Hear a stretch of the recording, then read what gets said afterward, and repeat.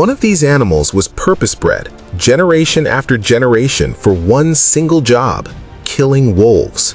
The other has spent millions of years evolving to survive exactly that kind of fight. Today, we're settling it. Kangal versus wolf. Who actually wins when the two finally meet?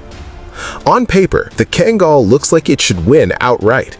Male Kangals typically weigh between 105 and 130 pounds, standing up to 31 inches at the shoulder, a genuinely massive dog with a broad skull and heavy bone structure built for absorbing punishment. But size alone doesn't settle this. Gray wolves vary enormously depending on region. Smaller Middle Eastern and Indian wolves can weigh as little as 55 to 65 pounds, while large Eurasian and North American wolves can reach 130 to 175 pounds. The wolves a Kangal actually encounters in central Turkey are on the smaller end of that range, which changes this matchup significantly depending on where in the world you're talking about.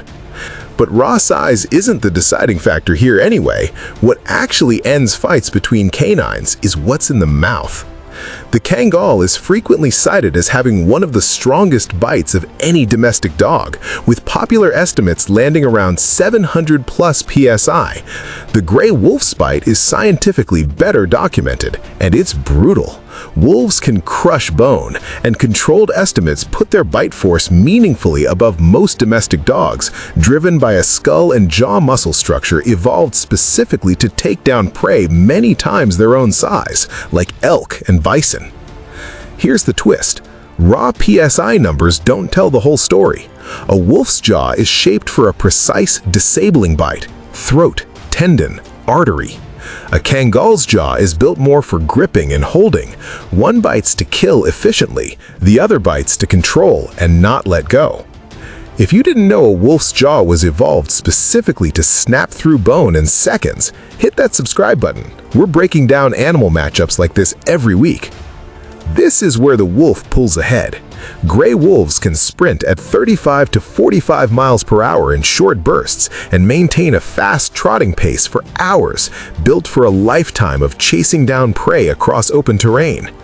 The Kangal is faster than its size suggests, capable of bursts around 35 miles per hour, but it's still carrying significantly more bulk relative to a smaller wolf, and it wasn't bred to chase. It was bred to stand its ground.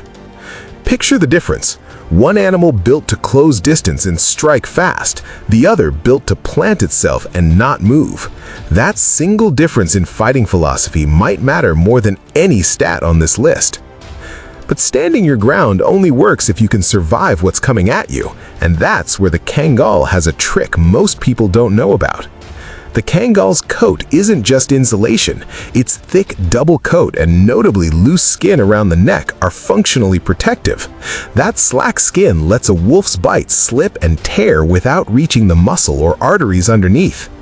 Turkish Shepherds go a step further, fitting their Kangals with spiked iron collars specifically to protect the throat during wolf encounters, a sign that even after centuries of breeding for this exact fight, humans still don't leave the outcome to instinct alone.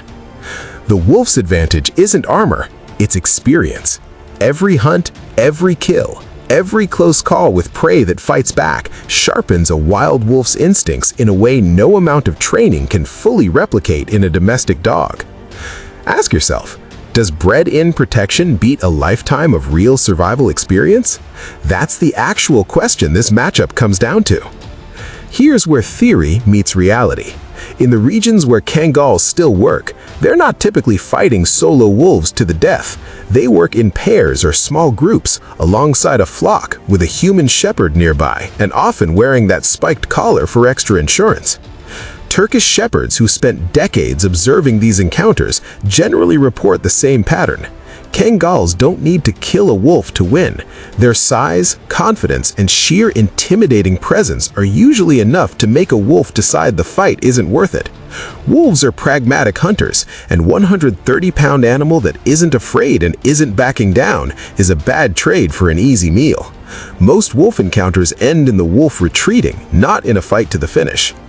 A genuine solo, one-on-one fight to the death between a Kangal and a large, experienced experienced Eurasian or North American wolf is rare, and when it happens, most accounts suggest it's a close, dangerous fight for both animals without a guaranteed outcome either way. So, who actually wins?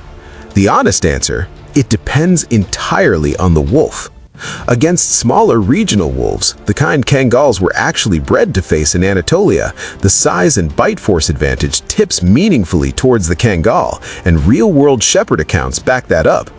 Against a large, experienced Eurasian or North American gray wolf, the matchup gets far more even, and a wolf's superior speed, killing precision, and wild survival instinct mean the outcome is genuinely unpredictable. The real answer nature seems to have settled on isn't who wins the fight, it's that Kangals were never actually built to win a fight. They were built to make the wolf decide not to have one at all. So, do you think a lone Kangal could really take down a full-grown wolf, or is it all about deterrence? Tell us in the comments. And if you're ready for more, check out our deep dive on the 10 most powerful dog breeds that are legally banned, right here.